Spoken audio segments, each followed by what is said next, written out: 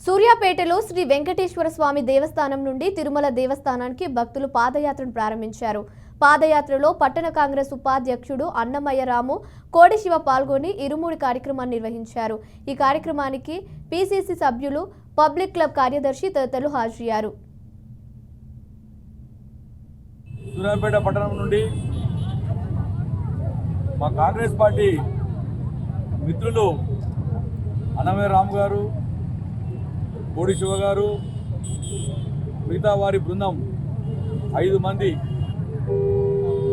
వెంకటేశ్వర స్వామి సన్నిధికి తిరుపతికి పాదయాత్ర ద్వారా సూర్యాపేట నుంచి బయలుదేరిపోతూ ఉన్నారు.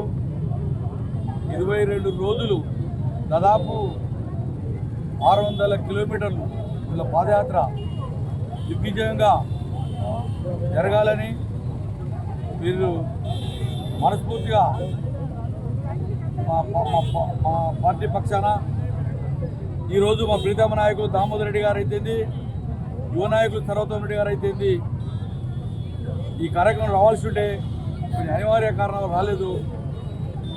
వారు కూడా వీరికి శుభాశీస్సులు అందజేయమని తెలియపరిచినారు. వీరు క్షేమంగా పోయి క్షేమంగా రావాలి, భగవంతుని సన్నిధికి మంచిగా పోయి రావాలని చెప్పి కోరుకుంటూ సూర్యాపేట పట్టణం నుండి మా కాంగ్రెస్ పార్టీ మిత్రులు అన్నమయ్య రాము గారు,